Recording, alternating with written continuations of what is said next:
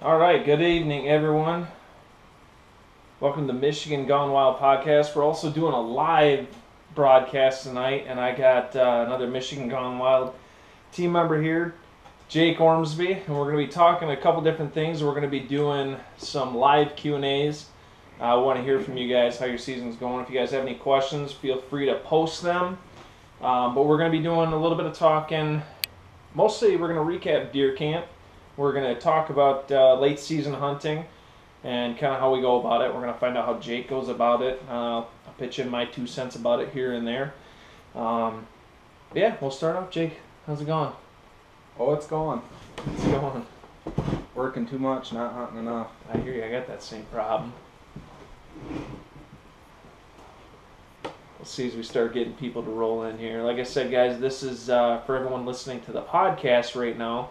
This is actually a live broadcast on Facebook as well, so you're going to be getting some of the questions coming in that we'll be answering and everything too. So if you guys get a chance and you're listening to the podcast now, check out the Facebook. You can watch the video version of this. If you guys are watching the live feed, we have plenty of... we're going to be coming out with a lot of different podcasts and different content coming out, so feel free to check all of our different social media pages, Instagram, YouTube, Facebook, and all that. So I can see we got some people already checking in here right now. So we'll start off right now. Jake, let's hear how deer camp went. How'd it go for you? It was a successful year. I got a buck, you got a buck. Had a great time out there, you know. I spent 11 days straight I went into town a couple times, but 11 days straight lucky. in the woods without a day of work. So it was great, you know. Seen a lot of deer. Had a lot of fun, you know. All in all, it was a good, successful deer camp. Yeah, it was a lot of fun. You know, it's like every year we kind of experience different things, whether it be different people shooting deer or you know, obviously different situations that happen. You know, my situation that happened on opening day, to, you know, some of the situations you ran into or the situations that Aaron ran into. Seems like every year's I mean, it's different. You know, something new. I mean, we always learn from something. Yeah. You know what I mean? And but I mean, I know we've kind of kicked the bucket on this quite a bit, but you're still on the chase for that drop time buck. Yep, 4 years now. 4 years. And if Lonnie's listening, Lonnie, we're getting closer, my man. Every year we get a little more intel on him and get a little closer every year, but he's a smart deer. Well, it's like you were saying when we were talking here before we got on. You know, you had mentioned that before that you couldn't get any closer. That, you know, the only closer you could get was to killing him. But we're kind of figuring out that maybe that's not the case. That's definitely not the case. You know, obviously with the late season, he's going to be changing his patterns a little bit. Yeah, and I don't think he sticks to. I think he's got a lot of patterns, you know, and that's why he's still alive. You know, he's got a lot of good routes, you know, good patterns to take, and knows when to take them. And that's, you know, I had him on camera for 4 days in the daylight, but there's a lot of other days that he wasn't there. Right. You know, so obviously there's a lot more to it, you know. And I don't know, it's every year we figure out a little bit more, you know. And well, we definitely. I mean, well, you definitely went leaps and gains. I mean, on this deer. Yeah. I mean, compared to what it was 2 years ago, we barely had anything on this deer. I mean, it was just nighttime pictures. He was a ghost, and we say that because I mean, when you only have black and white pictures, I mean, at nighttime, he's a ghost. yeah. This year I didn't have nearly as much time, you know, trying to build a house and everything, and a lot going on. I didn't have nearly as much You've been time pretty busy to scout this year, and still got more information and, you know about what he's doing, where he's going, you know, just off of trail cameras. But if I can't make it happen this year, you know, next year I'll be able to take that information from this year and set up a little better, you know, to intercept them for next year. Right, and you think about it, I mean, technically you've only been hunting him since November 15th. Well, Yeah. we've known he's been there, but without knowing too much about him, we really haven't gotten into the bow season aspect of it. Knowing what you know now, you can go in there in bow season. Yes, definitely. It's just I've always been the type of guy, I'd like to stay out of my rifle spots, and keep them kind of a surprise. You know what I mean? You get in there on opening day. That's something big to look forward to. Yeah. You haven't been there all year to hunt, but all the trail camera pictures from that buck are in the, between the 1st and the 14th. Yeah. All the sign of that buck is between the 1st and the 14th. So it's almost like he smells gunshot residue in the air, and he just kind of takes off like, yeah, been here, done that, played that game, I'm out of here, see you later. He's got it figured out. He does. Well, you can't get that old without figuring something out. So, looks like we got some people coming in, chiming in. Glad to hear from you guys. Julie says, how has the warm weather and rain impacted the hunting season success? Well, it's been horrible because I actually went out today, and Jake, I'm sure you have pretty much the same news. That we've had such warm weather, a lot of wind, a lot of rain here in Michigan the last week and a half, maybe not, if not longer, and the movement has kind of shut down. Yeah, definitely. And that's not just from me hunting. That's from me being out checking trail cameras as well. Yeah, I checked 5 cameras yesterday, and very, very few daylight pictures. And all together, I mean, just the deer movement in general. Since November 30th, it seems like the last few days it's just been super slow. Yeah. It seems like, as we come into December, we have to hit that secondary rut.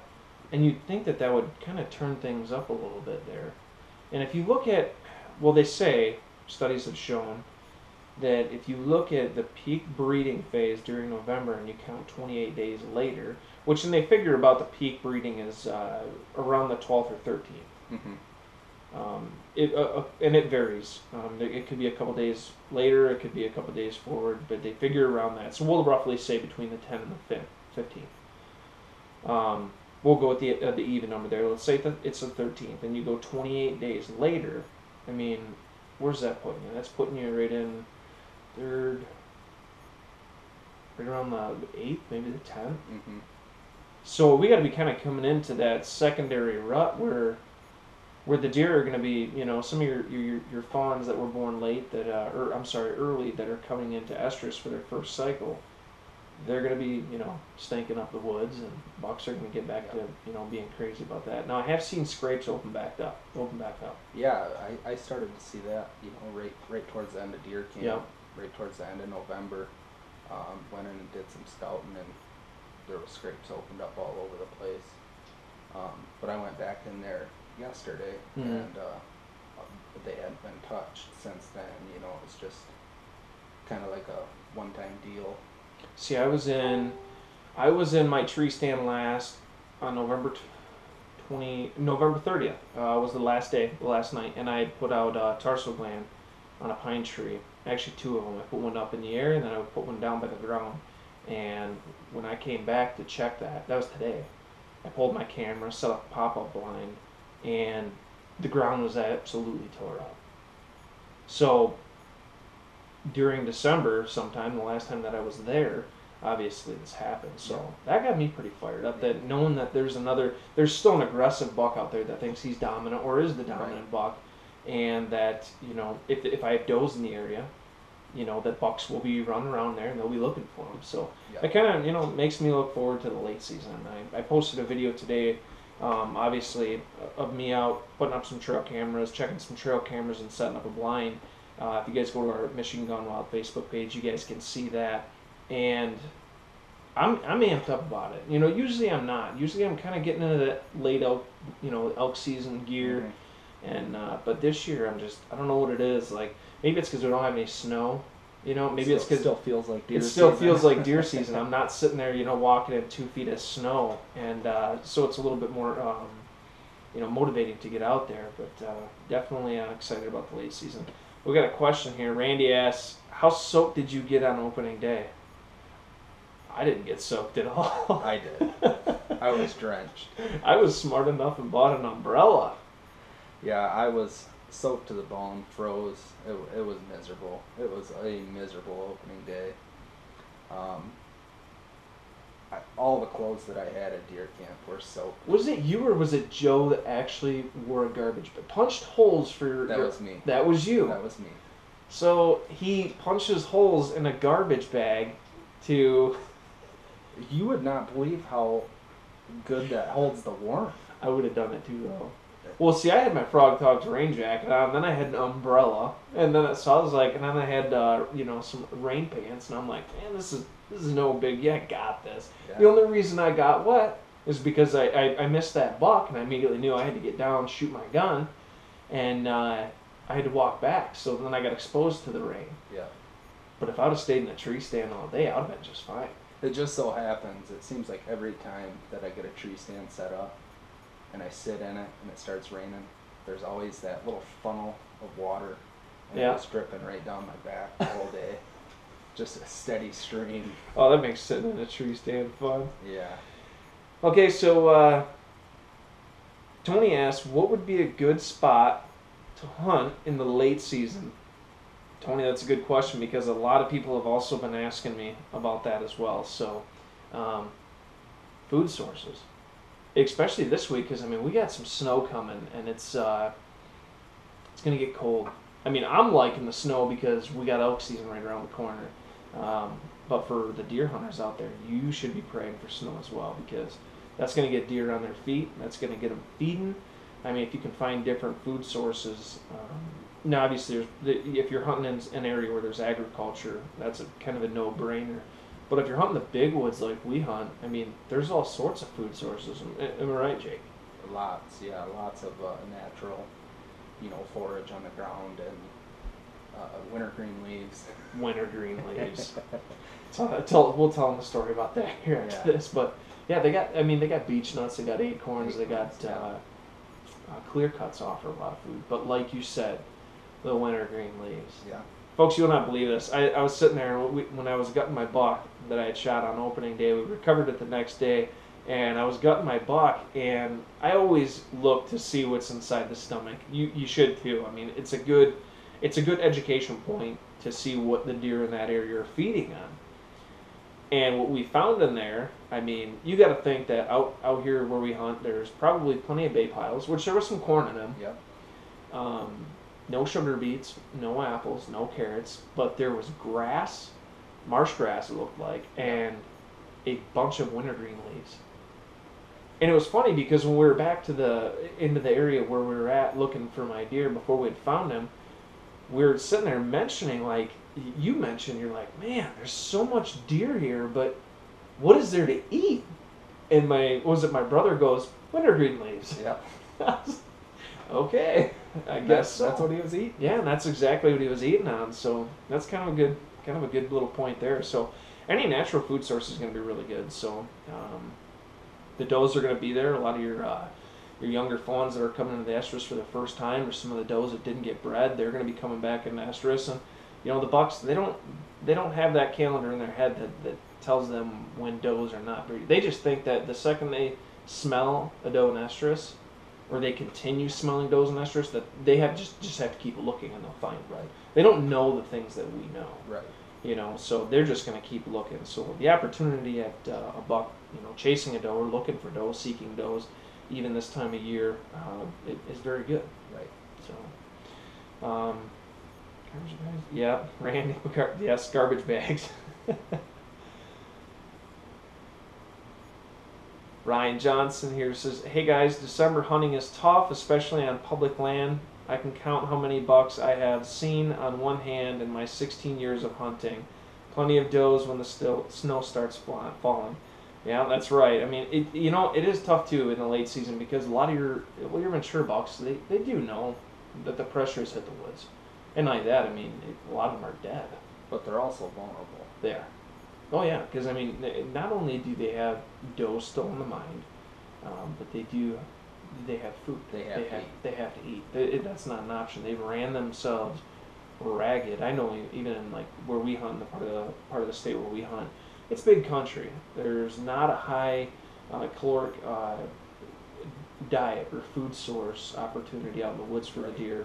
I mean, acorns are good, but it's not like corn or soybeans or anything like that. So the deer, they can run themselves pretty much like skin and bones. Yeah. So when it's done, when they know, okay, I think I'm pretty much done running does, they got to start eating, and they eat a lot. Yeah. You know, so. We got some other questions here rolling in too. So, what's up, Joe? How's it going? As for some of you guys that are obviously listening to the podcast, we're answering some questions that we're doing on Facebook Live right now. We also have a camera set up so we can post this on YouTube as well. So it's going to be pretty good cross-platform, to get a lot of content out there. A lot of people right now are.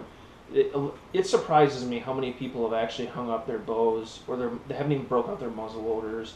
Obviously gun season's over, and people kind of see gun season as that pinnacle, like that last marathon of deer hunting, and they just forget right about December. And it's tough, when you sit in a tree for 2 months straight, it's tough to keep pushing on, and trying to get into the tree, even me, it's. The fun's kind of out of sitting in a tree, but you just got to keep after it, and that I think that's the problem with most people, is they're burnt out. Yeah, I mean they've put in the work, they've hunted, and they're not quite. They know that they're not going to see that heavy running activity. Right. They know it's a year away again. That magic time's over. Magic time's over. But you know what? If there's one thing, and I posted a video the other day. Both on YouTube and Facebook here. Every time I think I'm getting burnt out from deer hunting, whether it be in October or November, or when I go out of state and I'm just like, man, I hunted 3 days in a row, I don't feel like getting out of bed, I'll take the morning off. I just tell myself it's going to be February real quick. Yeah. And that's it, After January 1st, February comes around and you're going, man. Yeah. I wished I'd have been in a tree those last 2 weeks. Yeah, that would have been really nice if I would have just, hunted my butt off. Right. But, some people don't. So what do you got planned here for muzzleloader season, Jay? Well, I'm not going to have a ton of time, I'm back to work all week long on the weekends. But, just basic late season tactics, I don't really have the drop time about to pinpoint it down or anything, but try to get on some food source on beech nuts or acorns and catch the deer, feeding. And that's another thing. We're supposed to have some real cold weather coming in, real low temperatures. Those midday sits, those deer are trying to conserve as much energy as they can. Yeah, it seems like, in the late season especially, that you don't really get quite the movement in the morning that you would in the evening. Right. Yeah. Yeah, and the morning, the activity you do get in the morning is usually later. Yeah. Like after the sun comes up, the deer will get up out of their beds, When it's cold out, it takes energy to move. Yeah. For those deer to move when it's super cold. They would rather just stay in their bed, huddled up. Save it. And save their energy. Right. So those, instead of going out at the crack of dawn, before daylight, go out at 10 o'clock in the morning and sit the rest of the day, or sit till 3, 4 o'clock, in that warmest part of the day. A lot of times when that sun's straight up over your head and it's the warmest part of the day is when those deer want to get up out of their bed and feed. Because it takes the least amount of energy to do so. Right. No, and that's a good point. I mean, and we've noticed this sometimes, like when you get into like a really heavy cold snap, deer almost shut down. It shuts. You think like, oh yeah, in a winter blizzard, deer should be moving around trying to feed, but we found that's not always the case. They'll shut down and they'll wait till it's over, and then all of a sudden, then the activity ramps up, and that's what we're looking for. So definitely something to look at there. I mean, we start getting some really, really heavy winter conditions. It's not always. It may be wiser just to wait till some of the weather breaks, but I'm going to go into here. Like I said, any of you guys that have any questions or anything like that, feel free to chime in. This is why we're doing this. we're just reaching out to people and kind of talking. One thing that I did want to touch on, and are you hearing that too? Yeah. That's kind of weird. I wonder what that is. One thing that I did want to touch on, and we had someone ask us.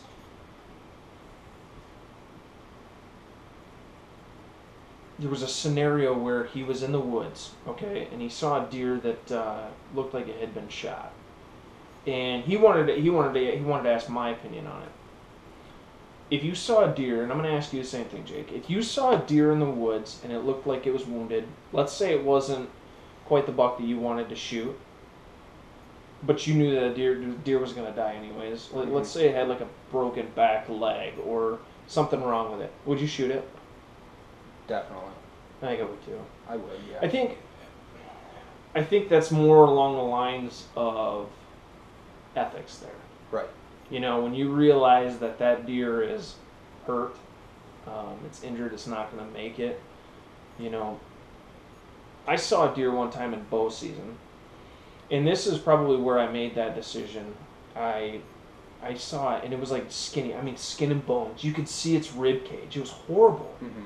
I was like, man, this deer is not going to make it. It's just not healthy. Right.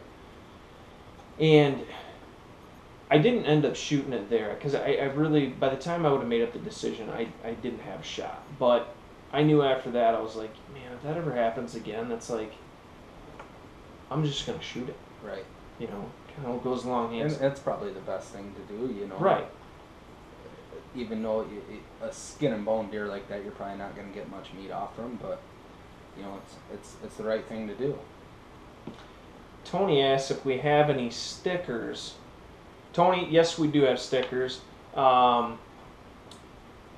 If you go to MichiganGoneWild.com, you can go on to our store there, and I keep looking at this screen. I'm supposed to be looking at that screen. If you go to MichiganGoneWild.com and you go to our store, we have plenty of stuff there that you can purchase.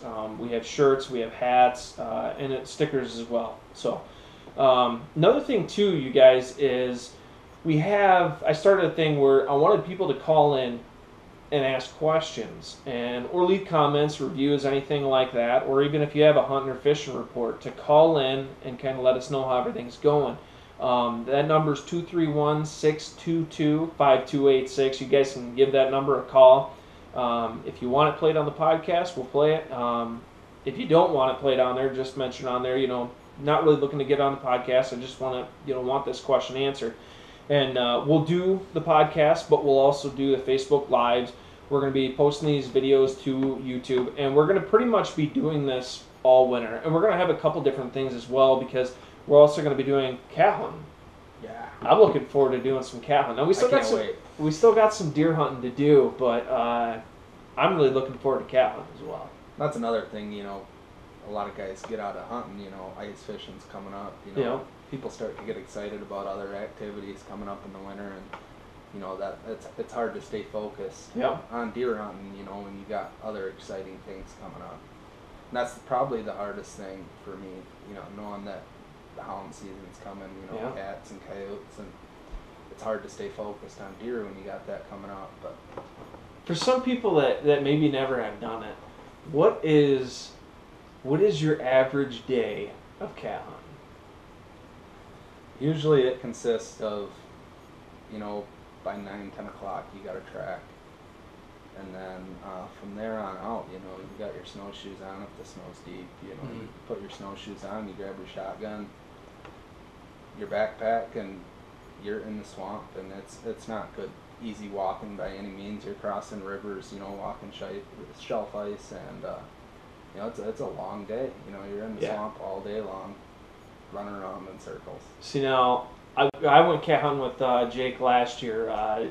Joe and I had the opportunity to go out with him, and it was a blast. We had a lot of fun. I mean, it's nonstop. Yeah, I mean, you're in deep snow. I mean, you're hearing the dogs bark, and it's like, oh my god, it's weird because like when you get in and you're jumping over cedar trees and blowdowns and all that, it's like you're cold, But then you're like sweating underneath, Yeah. and you're like, man, I don't, I don't know if I want to shed a layer or stop and start a fire. Jammer actually fell in the river that day. Yes, you did. Yeah, It was cold too. And then we ended up getting the truck stuck. Yeah. Yeah, that was the day where that was a crazy day. That was a perfect example. I was glad we went that day. We didn't end up getting a cat, but it was definitely a lot of fun. So, Tony asked, "What area do you guys hunt?" I hunt in Cadillac. Cadillac's a pretty good area. There's some big deer down there. Yeah, there is. We actually hunt up here in northern Michigan, a few different counties. We do the Sheboygan, Otsego, Montmorency. I say Charlevoix. Charlevoix. So we do a couple different counties up here. I know Jake probably hunts a couple different areas than I do. I hunt pretty much wherever I can get a tag. I mean, if I didn't have any doe tags for Otsego or Sheboygan, I'd definitely be hunting a lot more in Montmorency because usually there's doe tags available over there. But this year I got some doe tags for Sheboygan and Otsego, so I've been pretty much doing all my hunting here. Yeah, we cover a pretty wide range. Yeah, we do. You know, we, and I think that's why it's funny because you talk about like in bow season how you're hunting out maybe like a little bit west of here, and you're dealing with deer in the ridges and the acorns and the beech nuts and everything like that, and all of a sudden comes into rifle season, we switch gears. And we're headed out. And we're hunting, the islands and the marshes, and some swamp and some hardwoods in there too. But I mean, it's just weird how you can flip gears like that. And we had this conversation too before we got on, but it's like they're different deer too. Completely different deer. Yeah, and I almost feel like the deer out in the pigeon, and like we had mentioned this before, they're like on average of 10% smaller than deer anywhere else. Yeah. And why that is, I have no. Maybe it's food. And you go like west of town, Mm-hmm. and there's not near the fields planted. As far as summer forage, there's not nearly as much out west of town as there is out east. Right. There's tons of DNR fields planted out there for the deer to feed on. I don't know what it is.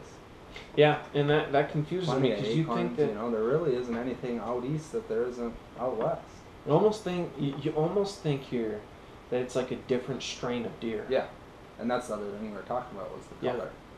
Yeah, because you said that like some of the deer, like further west of here, in Michigan, some of the west part of Michigan, they'll have different characteristics. Like their chest will be a lot darker. They'll have their the snowshoes, Yep. as you call them, The stockings. stockings, around their hooves.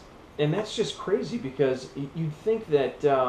I know it's it's like with humans. I mean, some humans have blue eyes, some humans have green eyes, or black hair, red hair, blonde hair. Mm-hmm. Maybe, but you'd think that you think about this, just crossing I-75 here, you can almost see a difference. Oh yeah, definitely. You know what I mean? Yeah. It's just weird. It's like it's almost like a division for them. Yeah. Division line. I don't know. It's confusing, but also too is you look at a lot of the deer out west of here. It's a little bit more hilly country. I mean, yeah, it's a lot different terrain. Yeah, so maybe that terrain characteristic may have something to do with the body size or something like that. Also, the coats. I've noticed that some of the coats, and like you mentioned as well, that they have almost like a little bit reddish tint. Yeah, and you don't see that out in the pigeon or any area further east of here. Right. It's typically just your brown coat and everything like that. By November 15th, usually the bucks are just ran to skin and bones. So it's like, I don't know, but definitely a difference there. I see your wife is laughing. Of course she is. I hope you told her where you're at. I did. This is probably why we shouldn't do Facebook Live.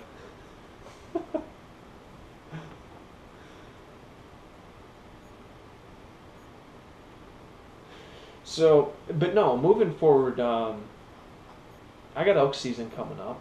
I'm pretty pumped about that. You're not elk guiding this year. Nope. Although you did elk guide last year. Yep. Yeah. Thanks to you. That's right. I know I'm definitely looking forward to elk guiding this year. I got a bull hunter, and I had 2 bull hunters last year. Filled both the tags. You guys can see that episode as well up on the Michigan Gun Wild YouTube channel, and that turned out pretty cool. I was really happy about that. It was just a lot of fun. I look forward to the Michigan elk season almost as much as I do deer season, just because I get to get out and moving around. I know you probably look forward to bear season more. Yes, definitely. I don't have bear hounds or anything, and the last few times that I've attempted bear hunting, it's like we go up there, we spend a lot of money, we're up there every 3 days, putting out tons of bait, and we even came up with the idea of putting out hollowed out stumps because that's the only thing that you could legally put out on public land. And it's like we show up there, we hunt for 4 or 5 days or whatever, and either the bears quit hitting the baits or they're just not there. If they're getting our wind. I'm almost thinking I gotta start hunting out of a pop-up, but I don't know. That's a whole nother topic for a whole nother time. But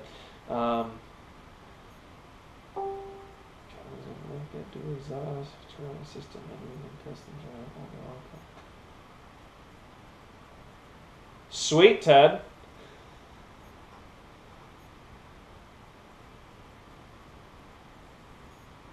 Shanti sent me her for the couch. I don't know what that means, but okay. For you guys seeing this on YouTube, we're reading some comments right here that we're getting on our Facebook Live, but see, your wife commented back. She says she was laughing at Jammer falling in the water. You guys are amazing. Well, I knew he was amazing, but thank you. Thank you, Danielle. That was funny. Yeah, that was scary, but funny. Right? You gotta think about it. It's that cold out. It's like, you fall in the water, you better hurry up. Yeah. Because it's hypothermia. It was cold. It was. Yeah. It had to have been like 15 degrees. Yeah. Hypothermia can set in real quick. Yeah. I remember that cat track though. We were about 8 miles away when we got the call from your dad, and he says, "We got a cat track." I said, "Okay." That was a nice one, and we cleared 8 miles, if not more, of 2-track in about 15 minutes in the dead of winter, unplowed roads, and so that was pretty exciting. He had me on the edge of my seat, kind of praying for my life, dear baby Jesus style. Yeah, that's another fun aspect of it, is the ride. Well, so you don't have the little Toyota anymore, so you're kind of... Yeah, I probably shouldn't say that in front of my wife, but I still run my new truck pretty hard. Yeah, I shouldn't say that. All right, Andy says, what's the secret spray in the red bottle, the red jug you're spraying on the trees? Well, Andy, it wouldn't be a secret if I told you. No, it's a little concoction I came up with. It's not anything super special, but it works. I mean, it's crazy. I mean, Rosalind just walked in, but maybe we'll get her to jump in a little bit here. It's nothing super special. But it's I don't know. It's been effective. I mean, Rosalind used it all bow season. I've used it anywhere I go, and it kind of covers my scent. And I'll say this: it's a fruity smell. But if I'm gonna do it, I don't even know what it is. You say it's fruity? Kind of. It's not fruity. But it smells good. Come on, Rosalind, give us a hint. I can't. Yeah, come on in. It's a secret. Everyone's waiting for you. It's a secret. They don't want to look at us. We got the couch over here. We're doing this at the table tonight. So, is the couch still available, man?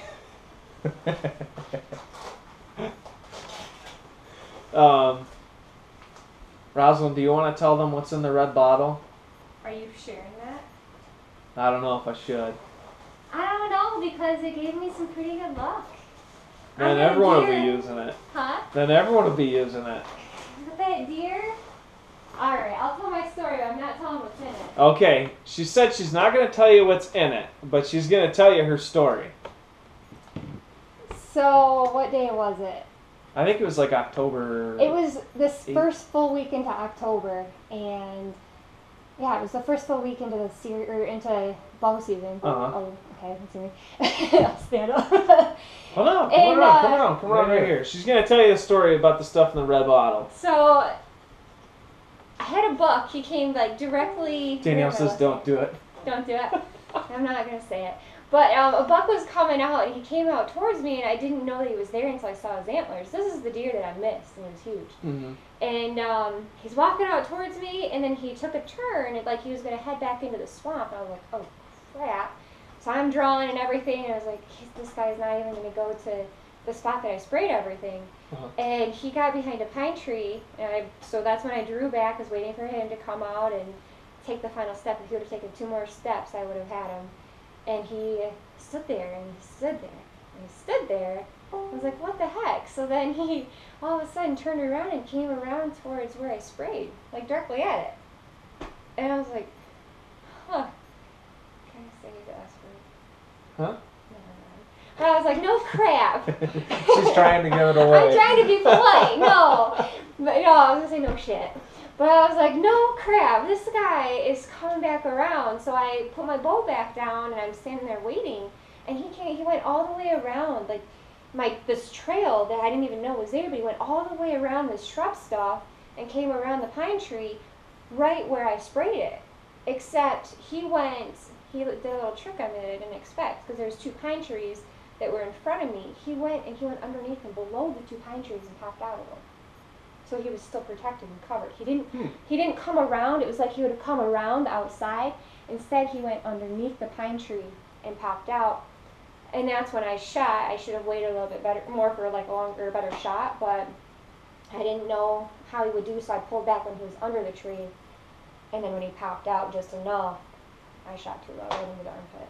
But he came exactly towards my scent. He was going away from it, and then the wind hit. But he was coming for the secret recipe. He was coming for the secret recipe, and I also figured out that the deer, they come out towards me when my scent, or when I'm sitting, they came out at a southwest wind. That's the wind that he had a southwest wind. Yeah. Came out of the swamp at the exact spot I wanted to come out, came towards me, didn't even know I was there. And then when I missed him, he kind of ran off, and he ran behind the pine tree, and I couldn't get a shot, but he just stood there like, what the heck was that? And then he just walked off back into the woods along the trail he came. So, see, we I should believe in have the 3 secret deer in recipe. the freezer right now, but We should. Rosalind had to mess. Rosalind missed. What am I talking We about? should actually have a lot more. Yeah. At least I've only pulled the There was trigger a lot once. of lead flung this year. Yes, there was. All right, I'm gonna go change. Well, everyone give Rosalind a round of applause for telling her story. She did great. We'll see you guys. All right. I'll be quiet though. Is Bella in her kennel? Yes, she is. Jeremy, how's it going, man? Jeremy says listen at work. Jeremy's one of our friends from Into the Field TV. Man, I can't get it up. I'll tell you afterwards. All right. It's nothing super, but It's secret. it is secret. Not a lot of people use it. No. Maybe some people do. It's kind of a dying trend, but it works. I think I got an idea. Good. Glad we can hear you there, or you can hear us there, Anthony. We got quite a bit of people in there. You guys need to come up with some questions. This is why we're doing this Facebook Live, is doing it to be interactive. Michael's from Onaway. He says, "What's up from Onaway?" How's it going, Michael?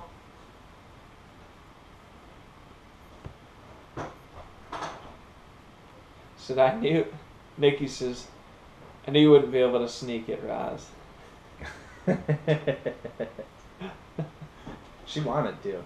She wanted to. She wanted to slip it in there, but she's gonna get out. I'm gonna go out hunting with her tomorrow. Got a spot all set up. Pretty excited. This is gonna be her first deer that, if she shoots a deer, it'll be her first deer that she shot in December, and it'll kind of do the little trifecta there. But do you want to know something weird? What's that? I've never shot a buck in December. Really? I think I've only killed one. That I can think of. One to speak of, anyways. Lots of does. Yeah, plenty of those. I'm not even trying to sound boastful, but usually it's either I'm too tired of hunting and I'm not really getting after it. Because I'll hunt. I'll always hunt at least, 3, 4, maybe 5 times throughout December. I'm tagged out, or I think that's the only 2. Either I'm just not really hunting or I'm tagged out. But you think about some of the nice bucks that are killed in the late season, Yeah. and you take that into consideration of how many people are actually hunting in the late season. You know, I think there's some pretty good odds out there, you know, as far as how many people are out in the woods, and Yeah. the people that are in the woods have success. Well, I mean, you think about it, in some areas, you can almost have the woods to yourself. Definitely. You know? That's like we were talking yesterday, you know, it's a good chance to hunt some of them spots that are usually way overpressured in the regular season, you know. Yep. You can get in there and you don't gotta walk 1.5 miles off the road to get to a... Right. Well, I told Jake where I was where I had set up spot and I was gonna go out hunting, and Jake says, you know, those are the perfect spots because, like you had just said, those are spots where nobody's hunting them right now, but they're good. Right. And if you were to go there in November, they'd be overhunted. Right. As soon as the people leave there, you can come in there in December and just, clean house. Yep. Especially if you got some doe tags. That's always nice. I always like carrying doe tags into December. Yeah. That's always fun. Even if you fill your buck tags throughout October or November, you know, you can still get out in the woods. Right. I think December deer taste great. Definitely. Then you can let them hang forever. Yeah. You know, hang them in a cooler, hang them in your garage, you know, if you're going to hang them for a while. In a cooler, you can hang them forever, I guess. Right. Just cut off them. But Tony says, I'm on the hunt for a new couch. Me too.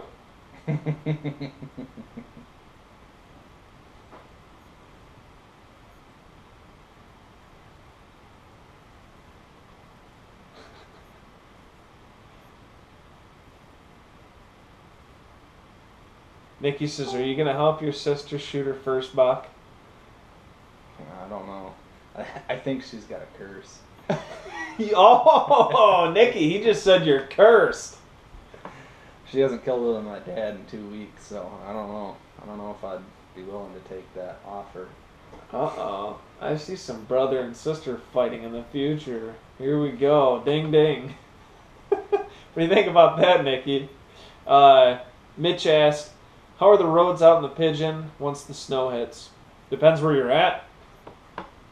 They're grading the roads right now. Yeah, they can get pretty rough. Yeah, they can. I like some of the 2 tracks and everything when you get a good fluff of snow, especially during elk season. You know, I mean, you can almost like just float on that stuff. Yeah, so that that's snow nice. fills in the little holes and. But once it packs down and you start getting in the ruts again, Right. It's no good. I know usually during elk season, usually when we have enough of that first powder, it's fine. Yeah.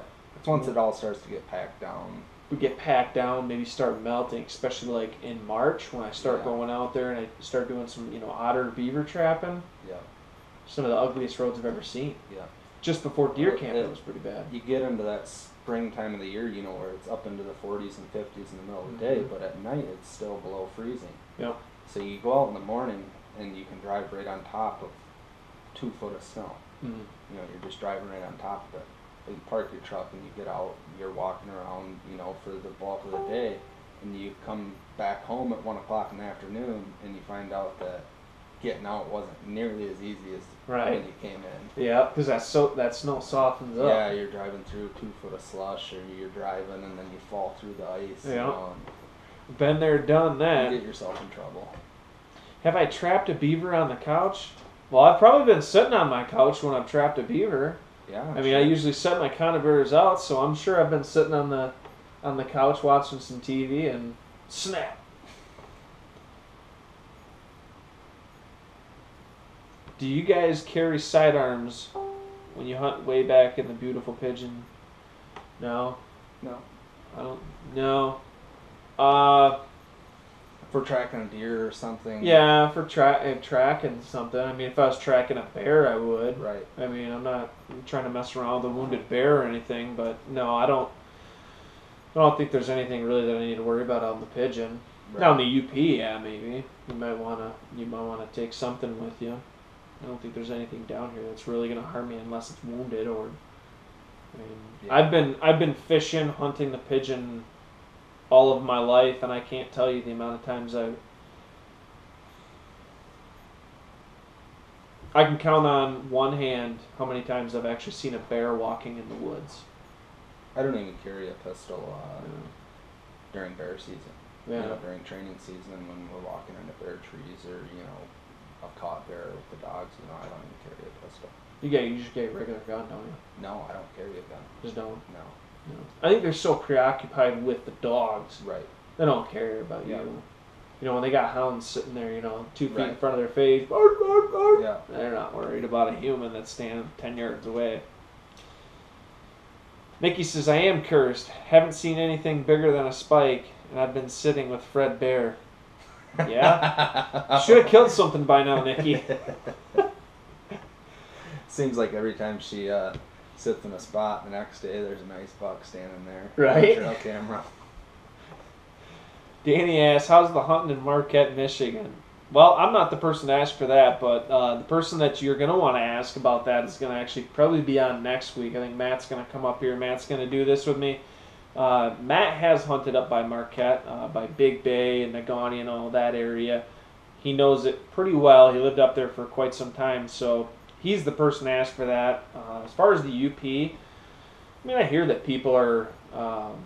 the deer herd's starting to come back around. People are, you know, kind of starting to see results and everything. So that's good news. But as far as my personal experiences, I can't comment on that. I've actually noticed the deer population, you know, going up there to bear hunt. You know, over the last few years, there's definitely every year seems to be a few more deer, you know, than the year before. Mm-hmm. You know, just driving around checking for bear tracks and seeing deer across the road. Seems like 3-4 years ago you never seen a deer in the UP. Yeah, no, it's the same thing. Going up there bear baiting and everything, or you know, seeing deer tracks, you're just slowly starting to see a little bit more. Right. Yeah. And you know, I know they implemented some. Let's go on, Matt. That's right. I'm holding you to that. You're going to be on next week. But you know, they implemented some different management practices, and I think that you know, obviously it's making a difference. Right. You know, what everyone says about that, who knows? I mean, some people may hate it. Other people may like it. You know, I don't know.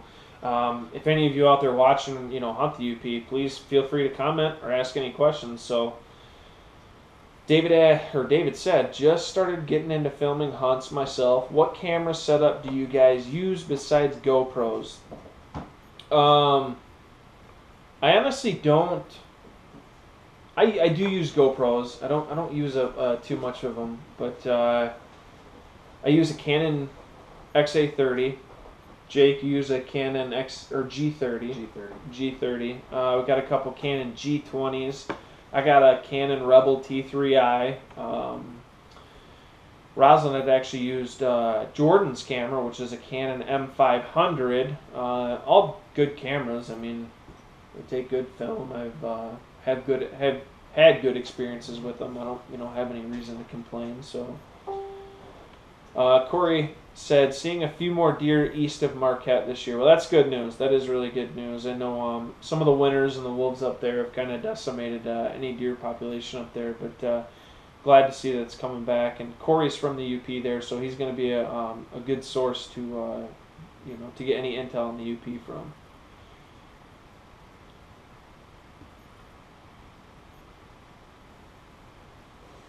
Is the couch deer free?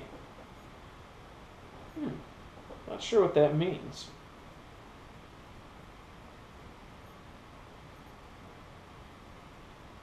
But no, going back to what David had said, you know, just getting into filming and everything. This is, Jake, this is pretty much your first full year of filming. Yeah. Yep. I did a little bit last year. Yeah. Towards the last part of rifle season. Yeah. I had Tommy come and film for me during bow season once. But yeah, it's fun. You know, it's a whole nother aspect to hunting. You know, it's that much more of a challenge. A lot of people don't realize. I didn't realize. You know, you told me how difficult it is to self-film, and I honestly I didn't believe it. You know, it didn't seem like it's that big of a deal. But when it comes into the heat of the moment, and you've got a camera to operate and a bow or a gun to operate, you know, all at the same time, and trying to get that deer in frame and to make a shot to get them to stop. You know, it's a lot going on at one time. Yeah. No, I definitely agree. A lot of people have asked me, you know, they have wanted to get into filming. I tell them, I'm like, well, here's one thing. You're not going to just get a cameraman to do it for you because no one out there has your same schedule. Has your same schedule. Two, nobody just wants to go out and get film and film. Right. Unless they're getting paid for it. They want to hunt. Right. You know, and we kind of knew that going into it. So it was like, you know, I wasn't going to go out and expect someone to do exactly the same thing. And I know when I worked with Joe, me and him were partners, you know, when we worked. So it was like we got off work, we went and hit the woods. I'd film for him, he'd film for me. We kind of did, you know, an on and off, you know, or every other, or, you know, vice versa, or something like that. So we had a pretty good little thing going there. But obviously I don't work there anymore, so it's like self-filming, I've had to, like, just get better at it. I've had to literally suck it up and just get better at it. It's tough. It is. It's a challenge. But, I mean, once you get that first deer kill on film, it's just like, Yeah. And it's nice, too, when you're shooting at deer, because then you can replay, you can see where you hit the deer. And anything. Yeah. You know, you just get to look back and see it, and it's cool. Yeah. Like, how big really was that deer? Yeah. Yeah. So. And I found that they grow. You know, I think they look bigger on film afterwards. You know, you see a buck, you know, the bucks that I was seeing in bow season. You know, you look back on film, and they actually look bigger. Michael said, how was the deer count in your area this year from last year? I'd say it's comparable. Yeah. Pretty much the same. I'd say last 4 or 5 years have been a pretty good deer population. I wouldn't say our buck to doe ratio is on key, but it could be better. Yeah, lots of does. Yeah, for sure. And they finally gave us a lot more doe permits for that seagull. Yeah, you get some of them does out of there. It'll kind of you know, make it a little bit more competitive. Right. Where these, you know, 4.5, 5.5-year-old bucks don't have to sit in the swamp and just wait for does to come. Right, and that's exactly what it is. Yeah. Yeah. Yeah, you're right. And well, like you had said with, you know, the buck that you're chasing, that was the case. That's literally all he's doing. He's just sitting in there, and does come to him. And they're old ones too, because you got them on trail camera. Right. They know where he's going. That's no joke. I had that deer on camera, on trail camera, come through, and the does would follow him. Yeah. You know, when I got that buck on camera, he'd come through, and the does were behind him. Yeah. You know, 15, 20 minutes. Like a herd bull. Yeah. With his cows, with his harem of cows. Yeah, and that's exactly what it was. You know, and I don't know. It's different. I remember we mentioned that we were looking at the trail camera pictures. We're like, man, he almost acts like a freaking bull elk. Yeah. It's just nuts. But he doesn't have to move, so it's like, right. No one's gonna kill him. He doesn't have to go for the does. Well, he's been around so long, you know, that the deer in the area just know him. Yeah, they're like, well, don't go over there because Yeah. you're gonna get your butt kicked. David asked, do you guys leave cams up year-round or pull them at the end of the year? This year, I'm leaving cameras up all year. I want to see what deer are doing. And actually, I've had cameras up since like about July or August. And they've been in different areas, of course, but I've just had cameras in the woods. Mainly because I just love going to check trail cameras. Yeah, that's fun. And, you know, I've had cameras out all year long, and you don't get the deer activity, you know, in the spots that you have your cameras, you know, for the rut, you know, October, November. It's almost like you got to pull your cameras, get them out, and, you know, and change the location, put them in the right areas for the right seasons to get productive trail camera pictures through the year. And I'm definitely going to try to do that a little more next summer, you know, get them out a little earlier. But it's a lot, you know, it's a lot to do. Well, actually, like, you know, Roslo and I, we put out quite a bit of cameras last summer. Like I said, it was about the end of July, beginning of August, and we got tons of bucks in velvet, but they weren't in areas that I would even think about actually hunting. Because I knew they weren't going to be there. Right, and that's the thing. That's the hard part, you know. It's not really helping you any, you know, by getting pictures of those bucks. You know, maybe on farms and whatnot, you know, you're going to have the same deer on a... They don't go very far. Right.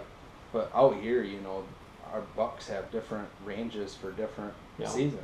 Yeah. You know, their food sources change, you know, from fall to winter to spring to summer. You know, so they're bouncing around all over the place. And like you said, once the velvet sheds and the testosterone levels rise, you know, they're just all over the place. Yeah. No, that's right. And I see a lot of people that they'll put out trail cameras. They'll get bucks on, you know, on velvet, and it's literally in the spot. And all, you know, they get them on velvet, and all of a sudden, you know, they're like, "Oh my God, this big buck!" And then they're like going the next day putting up a tree stand. Don't get excited. Don't get excited. I can tell you that I've had some pretty impressive bucks on camera in like August, and even in like the beginning of September, or you know, even late September, and I'm like, nope. Yep. I just know that he's there somewhere. I know that deer's alive. I know he exists. Right. That's about it. Could be 15 miles away. Right. I can start looking around and being like, okay, well, where's he at now? Because everything changes. You have to think that, you know, and I know this, people don't have to worry about this for a while, but while we're on the topic, you think about it, a lot of these deer, come September 15th, they experience bird hunt or small game season. An elk, you know, usually elk runs into there too. Mm-hmm. The youth hunt's somewhere around there. The bear hunt's somewhere around there. Food's starting to die. Yep. You know, we're getting our first frost in that time of that area, so a lot of the stuff's starting to brown up. They're not eating that anymore. They're going to start moving to acorns or other stuff. And I always look at people that when they got those bucks on camera, and I've done the same thing, but I learned from my mistakes. And I had them on camera on September 20th, September 25th, and man, I'm licking my chops. I'm like, here we go. I already got them on the wall. I'm sitting there, broad daylight. And you know what? You never see them deer. Yeah. Once in a great while, if you can catch them in the first 3 to 5 days during bow season in their summer phase still. Yeah. But it doesn't happen very often. Right. Not up here, anyways. Definitely not on a 4.5-year-old, 3.5-year-old deer. Michael says, would like to see the whole state go to antler restrictions. What are your thoughts? This is a whole other topic in itself. Yeah, we could go. We could go all night about this. Yeah, it goes both ways. It really does. And I'm going to give you my answer, and Jake, you can follow with yours after this. I am neither for or against antler point restrictions. Here's my thing. I'm for antler point restrictions when it comes to myself. I restrict myself, and maybe even not on antler point restrictions, more or less age, body size, and dominance. I like shooting a dominant buck. For instance, this year, I shot a 6-point, which in an antler point restriction would be illegal. Right. Would you pass up the 6-point that I shot? Definitely not, no. Because he was the dominant that was buck. A dominant deer. He just didn't have broadlines. Yeah. But when it comes to other people, I have a hard time. Number one, I'm totally against deer shaming.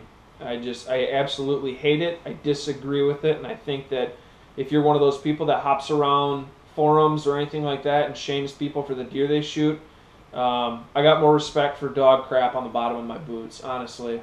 I'm just going to put it that way. If you're butthurt about that, that's fine.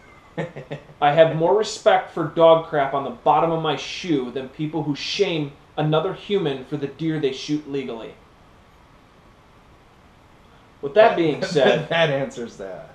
I'm totally open to people shooting whatever they want as long as it's legal and as long as they're happy with it. Don't go out shooting a 4-point and say, well, I shot the 4-point because, well, someone else would have shot it. Like I said, I can go on this topic for a long time, and I am neither for or against it. I think that there should be other ways of doing it. With the status quo, I think we could do things a lot better. I'm happy with it right now. I shoot big deer every year. I don't have a problem. But we work our butts off to get them deer. Right. So before I get into a huge rant about that, Jake, what are your thoughts on APRs? You know, I'm right along the same lines as you. I'm not against antler point restrictions by any means.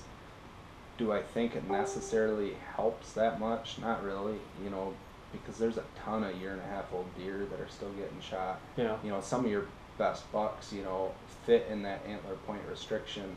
Yeah. You know, as a 1.5-year-old. Yeah. But I'm not against it. You know, I think they could help a little bit, but I think it's more for each person themselves to decide. You know, it's us as the hunters to take control and, you know, limit ourselves. You know, to, you know, a lot of hunters that have never killed a buck.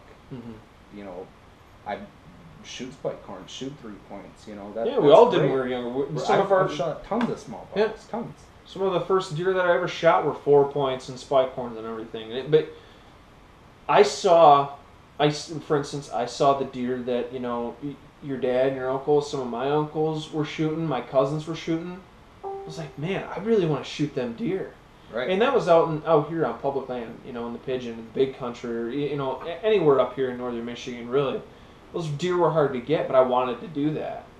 And instead of turning and crying because we don't have antler point restrictions, like I said, I'm neither for or against them. I'm just kind of in that neutral zone on them.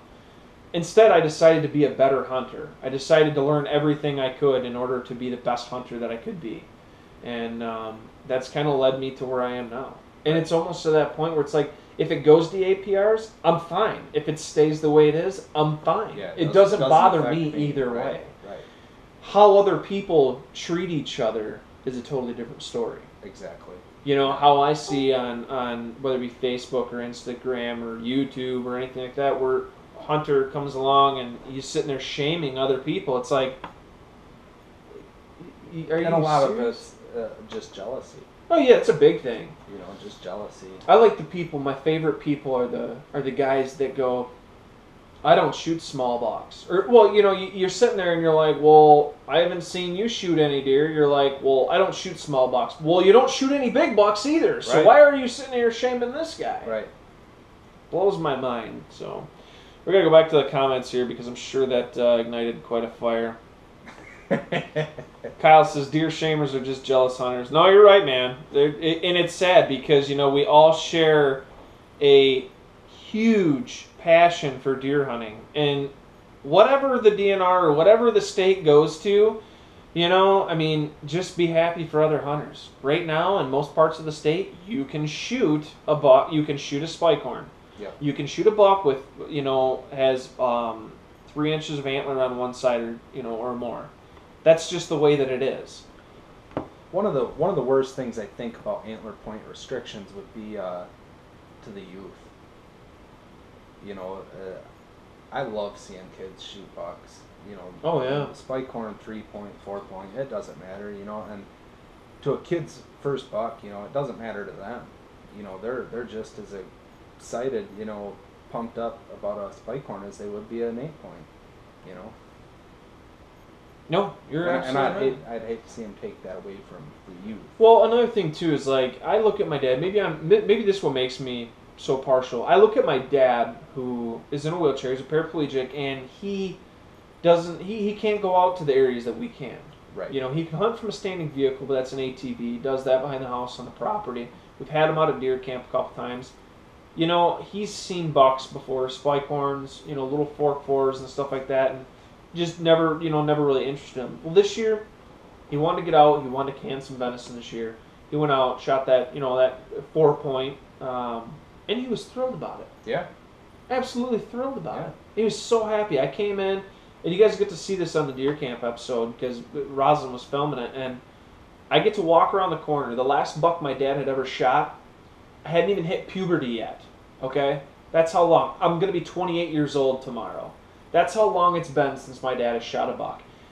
When I was 12 years old, my dad shot a spike horn on opening day. And I cannot tell you how important that memory was to me. Now, when I turned the corner and he was in the kitchen and I got to tell him that I found his buck, the smile on his face just did it for me. Yeah. You know, it didn't matter that buck, it could have been a spike horn, it could have been a 12 point. The smile on his face did it for me. Right. You know, and I tell people all the time, if you need to shoot a big deer in order to be happy with your own hunting, success or something like that, you're in it for the wrong reasons. Right. Yeah. You know, and you probably shouldn't be hunting anyways because it's only going to lead to bad things. Mm-hmm. It was like I posted that video the other day, and Jake, I'm sure you agree. When I'm out in the woods, That's my meditation. 100%, yeah. I'm clearing my mind. I don't. Ladies out there, if you don't hunt, or men, if you don't hunt out there, and say your significant other does, and you just don't understand. I'm lucky that I have Rosalind, who totally understands why I do what I do, because she does it with me. Jake, you got someone that understands. It is literally, with all the stresses of social media, the pressure and everything in this world, it is so important to get out, clear your head. Meditation is one of the most important things. I don't think people do enough of it. And one thing is deer hunting, or whether it be, or trout fishing or anything, hunting or fishing, that's meditation. Definitely, yep.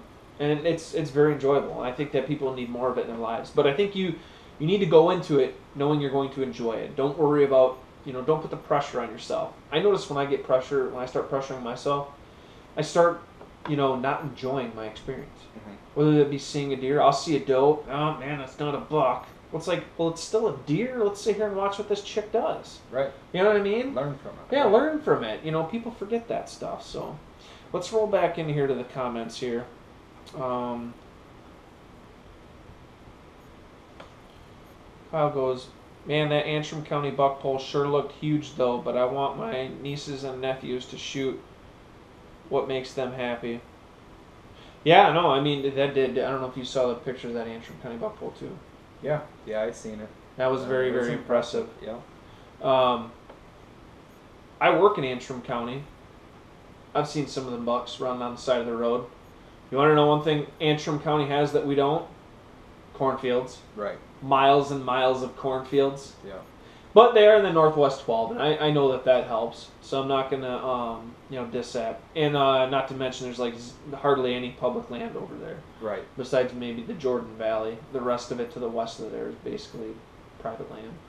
And a lot of it's the people themselves. Oh yeah, you get landowners. This person starts to shoot a bigger buck, and then this person wants to shoot a bigger buck, and then everyone kind of works together, And I even see it here with, me and you and our family and our friends. You go back 6-7 years ago, and the bucks that everyone was shooting then to what we're shooting now. Yeah. There wasn't too many bucks 6 or 7 years ago that I wouldn't have shot. No, I mean, if a good 4-point came in, I was probably going to shoot him. Yeah. I'm not going to lie. Yeah, I'll be honest. And that's pretty much everyone, our whole town, everyone around us was that way. Yeah, no, you're right. I mean, you go to the buck pole 10 years ago, and you look at what gets put up there now, it's a difference. Big difference. And I think, personally, one of the huge impacts on that is trail cameras. Oh yeah, trail cameras. People, even some of the older people, that. Well, they know what's out there now. Yes, exactly. So they're like, they see those big bucks on camera, and a 6-point walks in, and they don't want to shoot that 6-point. They're like, well, I know that big 8's in here somewhere. Right. Yeah. I think trail cameras are a huge deer management tool. And they impact more than anything, I think. I would have to agree with that. Well, your sister chimed in here again. She says, I've learned so much sitting with Dad and watching does and spikes come in.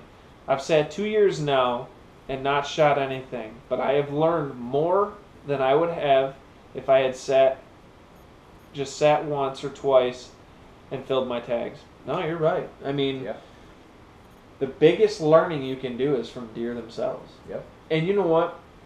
I'll honestly tell you, my cousin Jammer had mentioned this before. He had mentioned to me, he's like, if you ever get the chance, pass up them spikes and 4s and just watch them. He's like, you'll learn. This is back when I was in high school. And I kind of dug into that, and I was like, yeah, I can see how you do that. Well, then you started doing it, and you're like, oh.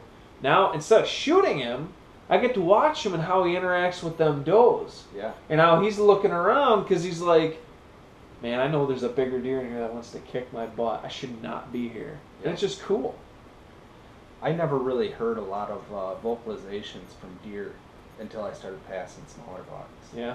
You watch some bucks long enough, and they start working around you with does and whatnot, and you start hearing them grunting and, snort wheezing and all kinds of crazy stuff, as to where I could have killed that deer you know, the first 30 seconds of seeing him. Mm-hmm. But I've been watching that deer for 15 minutes and got to see his interactions with other deer and how he's working the area, you know. That's cool. You know, it's cool to see. Well, it helps you too, because I mean, the more that you learn about a deer, the more that you can plan for it, and the more that you know, the more education you have, that only sharpens your tools to harvesting and putting a game plan together to harvest the deer. Right. And I know that a lot of people, I get a lot of questions, a lot of comments, and I'm sure you do too. Mm-hmm. I've had people that have asked me to go, you know, tons of people that asked me, like, hey, you ever come check out my area, read maps, if they can come scouting with me. And obviously, I'm very hard pressed to take anybody into the areas where I hunt. I already know Yes. it's bad enough when people see my truck parked on the side of the road. They're thinking, "Uh-oh, I got him now." Yeah. No, I just walk a half mile down the road, then cut into the woods. Right. You know, on the outside of the road sometimes. But I think people are starving for that knowledge of the how-tos. Yep. There's this conventional way, especially in Michigan here, where you go out, you set a bait pile up, you put a tree stand or a pop-up up, you sit there, you put your trail camera out, you come back a week later to bait it again, check it. Oh my God, there's all these bucks. It's like November 4th, there he is during daylight, look at him. Yeah. And you think he's going to be there comes November 15th, and you're like, man, look at this deer. Come back November 15th, you know, you've been baiting your spot, bringing your scent in there. The deer got you, you know, patterned, you know, and they know what you smell like. And they go in there and they're just like, man, I didn't see any deer. And that's actually, that's what happens. Yeah. And that's how the majority of people hunt. Yeah. Well, that's all it takes, you know, is you get 3 or 4 does coming into a bait pile. Oh, yeah. You know, and that first November 1st through November 11th or 12th, you know, there's going to be bucks everywhere. Yeah. You know, them bucks are cruising 7-8 miles a day. Oh, yeah. And night, you know, it doesn't matter. You're going to have bucks on camera if you put a bait pile in the middle of the woods. Oh, yeah. You know, if you got those hitting that bait the first week of November, you will have bucks on camera. And it could be any time of the day, too. Yeah. Yep. I've always said this, like, when I've been sitting there and whenever I've ever put a trail camera over feed or seen someone else's trail camera, they're showing me that they've had it over feed. And it was around that, you know, November 1st to November 10th, Yep. or even a little, you know, a couple days later, and they're like, check this out. He was there at midnight. And I'm like, Yep. you're never even going to get another picture of that deer again. Yep. He wound up there on accident, Yeah. believe me. So, Hunter says, don't ask Elvin to go scouting unless you want to take a mile swim. Well, we didn't go swimming, but we did it was raining pretty bad that day. I missed David there. David said, how did you guys wind up getting hooked up with the Hunt channel? Honestly, David, I watched it. There was a couple shows on there that I was watching, and I said, you know what? I was like, I'm going to contact them, see what we can do to bring Michigan Gone Wild to the Hunt channel. And so we have. This is our 2nd year with the Hunt channel, and we've done pretty good with it. So I think that's pretty much it. I hope I didn't miss anyone.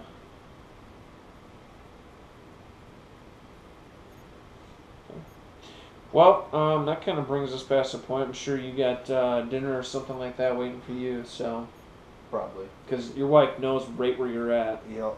She's watching. She's watching. So. All right. Well, any final thoughts there, Jake? Oh, not that I can think of. I think we pretty much touched base on everything. No.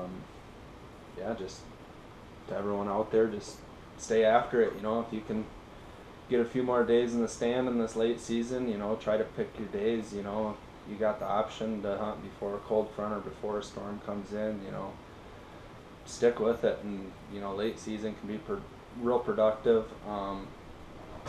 Just keep grinding. You know, don't give up yet. Stay safe. Yeah, I'm gonna follow up with that and probably just second it. Are you guys closing? Yeah. Before you guys close, tomorrow's Elvin's birthday. Just want to tell everyone that. It's my birthday Lost it. tomorrow. But to close, I got Belle out here.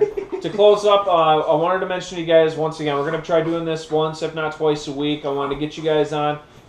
Feel free to answer any question or call in to the hotline there. It's set up as a voicemail. ask any questions, comments, reviews, or anything like that.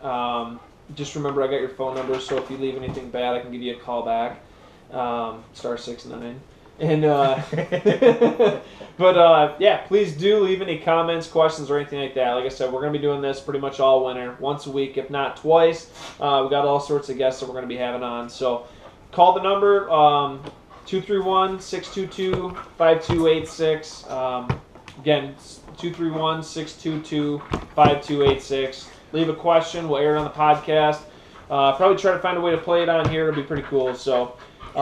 Thank you, everyone, for tuning in tonight. I appreciate it. Hope everyone is getting out there. Continue hunting, hunt safe, and stay wild.